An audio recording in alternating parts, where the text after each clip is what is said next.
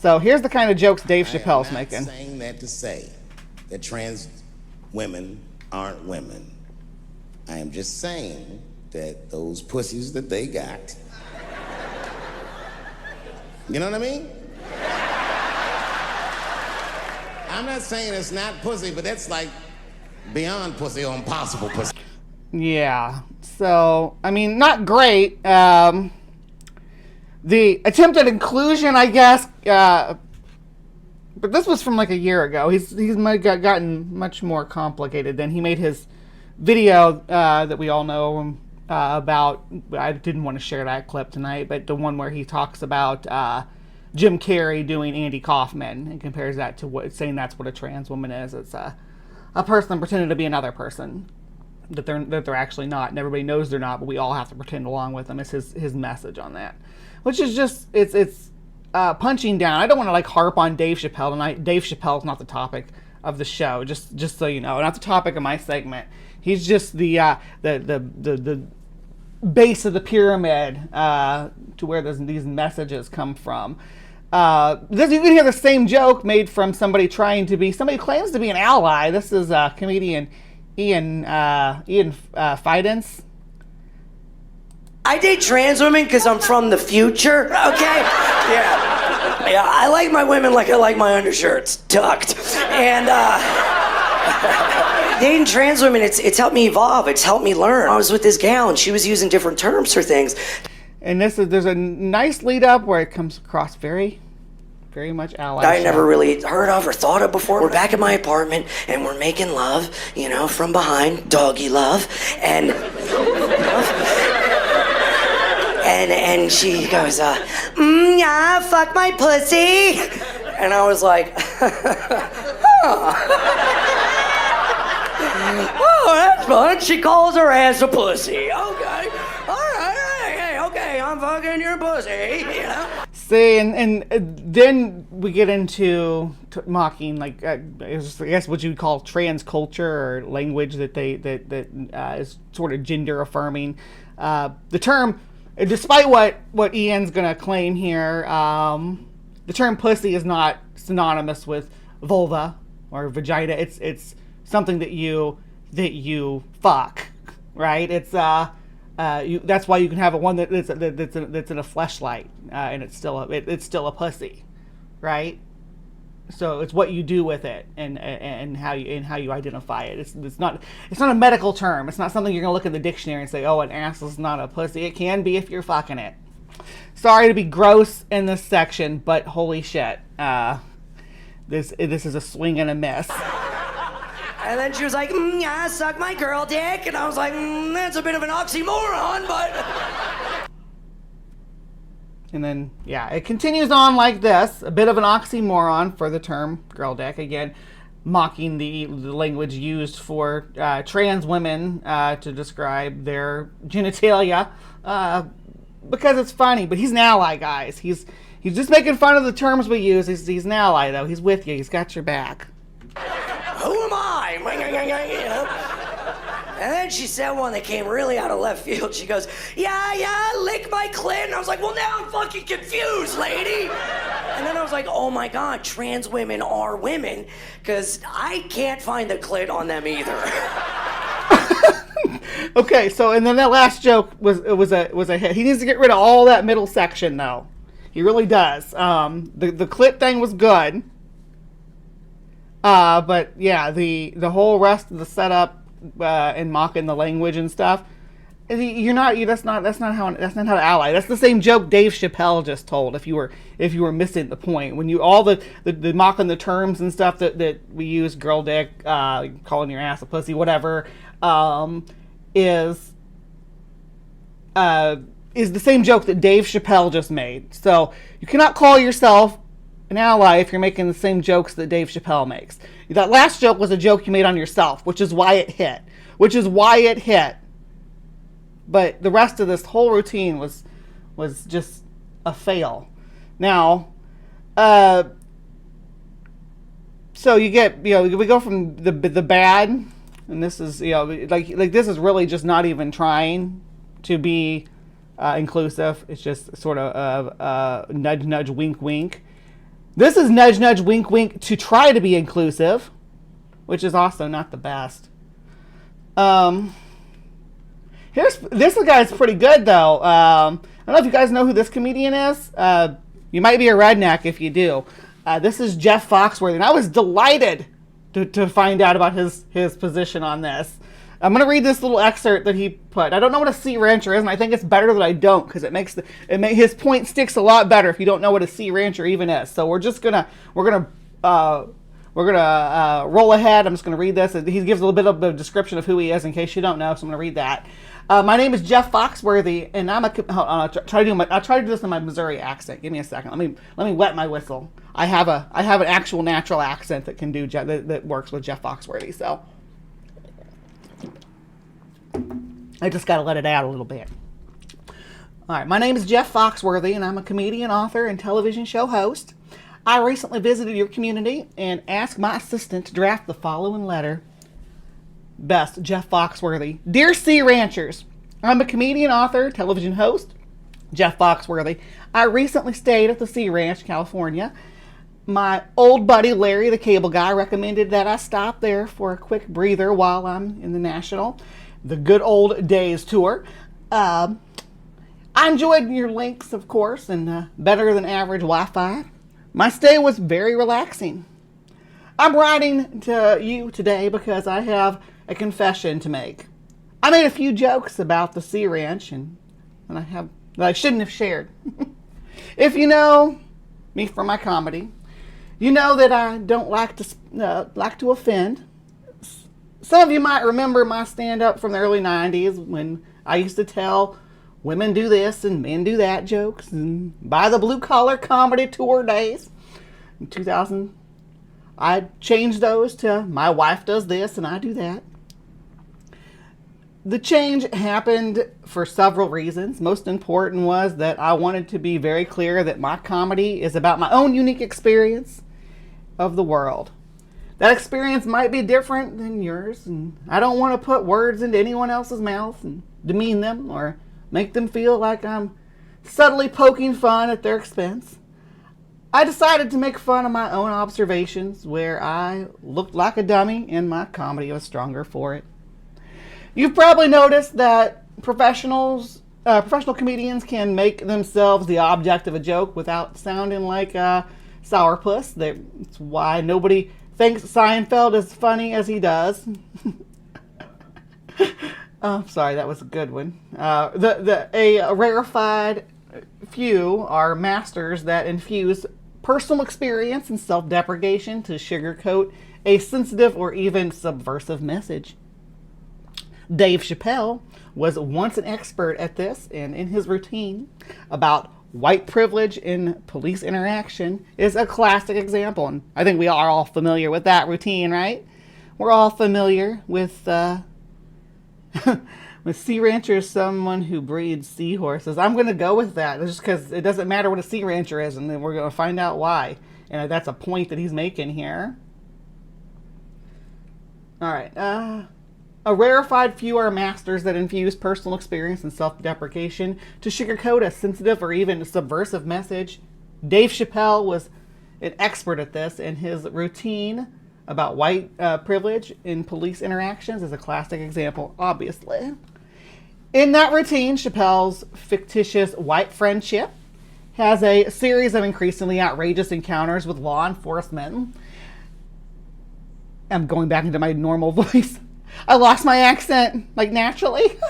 In the first few encounters, Chip and Chappelle are lost in lower Manhattan and take breaks to smoke a joint, and Chappelle is horrified when Chip walks up to a nearby police officer. No, Chip, don't do it.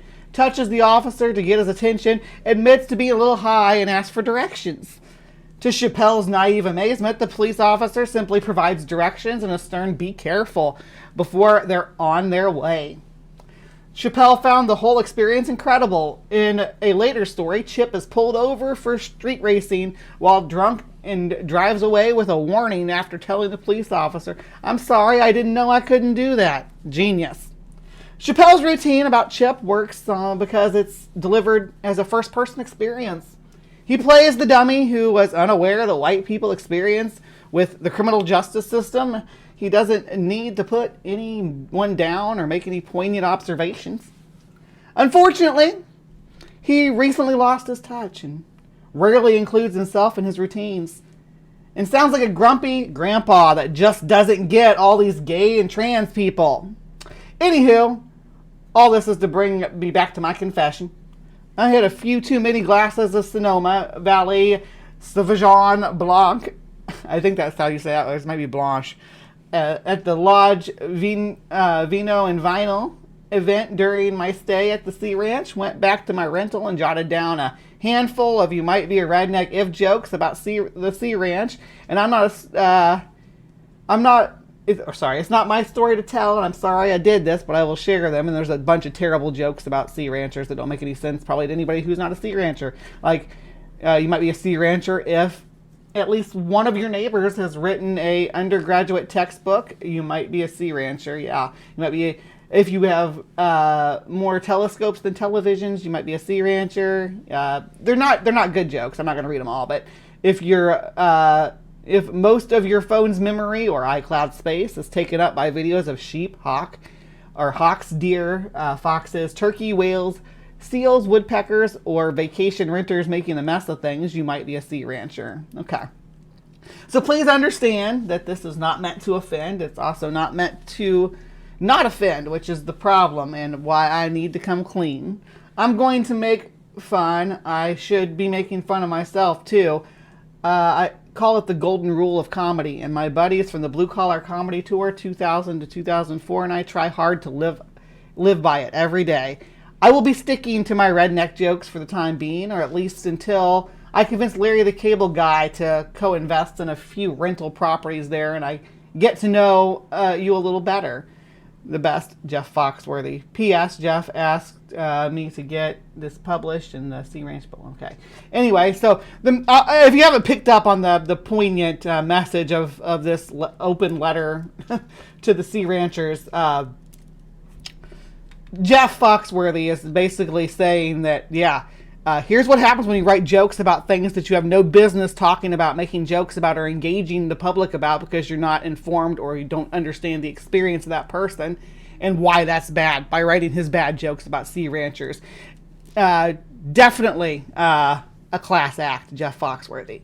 But there's somebody who's going to one-up this guy too, which is, and everybody might know this guy. Do you guys know a stand-up comedian named Jon Stewart? Yeah, because Jon Stewart, that's the reason, he's the one reason I'm doing this show tonight, just this week. Jon Stewart coming out is so based, talking about these go woke, go broke, trans, anti-queer comedians. Literally, is pinpointing some stuff with Dylan Mulvaney and the Bud Light controversy. Let me read this out. Jon Stewart helped kick off the first day of a Netflix as a Joke festival with a snootful of righteous indignation, according to the Hollywood Reporter, firing darts at a number of targets, including comedians who strut around in their anti-woke pants. In particular, Jon Stewart is so fucking sick of these comics in their go woke, go broke mantra. What are you losing? You can't say anything anymore? What do you want to say? Stewart asked as an imaginary anti-woke comic during his set at a Greek theater in Los Angeles. Shut the fuck up. And by the way, the people who talk about anti-woke are the biggest fucking pussies you would ever find. This is officially the transposition where I dropped Ben Shapiro's favorite P word the most, by far. I've been very vulgar this stream, and I apologize if that's not something that you anticipated come out of my mouth tonight. But when you're talking about adult stand-up comedy, you gotta roll with the punches. You gotta use the vulgarities, if you will. Usually I'm pretty clinical, but I go on. Yeah, shut the fuck up, he says. In particular, Stewart lit up conservative comics who got hot and bothered over Bud Light, and if this hyperlink links to the thing where about Rob Schneider and going after Garth Brooks. And its controversial partnership with trans influencer Dylan Mulvaney.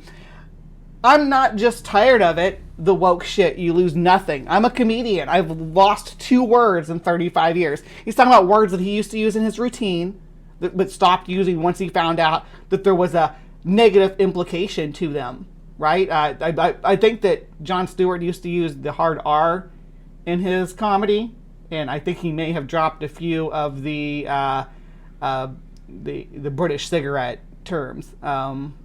But he might have thrown those around. I'm not sure. I don't want to point any fingers and say that's specifically the 2 words he's talking about, because it could be other ones. I've lost words from my vocabulary being more inclusive too, because when you find out something is just coined to be derogatory to somebody, you kind of lose interest in saying it. At least it does for me, a person with human empathy. Like the word spaz, okay? I used to use the word spaz all growing up. All my life, I used the word spaz. And then I got into a long-term relationship with a woman who had cerebral palsy. Cerebral palsy is a term coined to mock someone. Spaz is a term coined to mock somebody. The term is actually part of the condition of having cerebral palsy. It's to mock someone as if they were acting like they have cerebral palsy, right? It's to say that you're acting like you have CP. So don't use the word spaz anymore. Easy peasy. I'm surprised we got yanked down for as much pussy as I've dropped in this stream tonight. I'm serving cunt, I swear. Stewart said about the insensitive phrases he no longer uses in his comedy. Honestly, are you that fucking unimaginative that you can't figure it out? Stewart saved some of his most pointed barbs for non-conservatives, specifically those who say comedians shouldn't joke about President Joe Biden's age. I mean, I'm not trying to tone police anybody. I'm just saying that, you can, if you're going to stand by it, you're going to take these positions and stand by it with your comedy. You're only going to have that like fringe right-wing movement that Roseanne and Rob Schneider and Jim Brewer are currently riding right now. It's not going to last forever. And Dave Chappelle too, for that matter, to kind of like revitalize their careers. People like to point out, like, oh, you say that they're all washed up, but Dave Chappelle was still selling out clubs or whatever. Yeah, but is the general consensus, not general consensus, is the general movement of these people, or is it mostly those who were not, making it big? Jim Brewer I hadn't seen since Half Baked in the 90s. Rob Schneider, other than cameos in Adam Sandler movies, the early 2000s with the Deuce Bigalow series, maybe. Roseanne had a show in the 90s and then kind of disappeared into obscurity every now and then to appear in the tabloids for some kind of nonsense where she would be suing someone or acting a fool about something. These people aren't like, living in the high rise and then saying, you know what, I'm going to start making jokes about trans people. They're trying to revitalize a career that's been, to rekindle, because the flame's completely gone out on their sense of comedy. But I digress. That's just my opinion on things. This has been Bree from the TransPositions Weekly, and thank you so much for tuning in.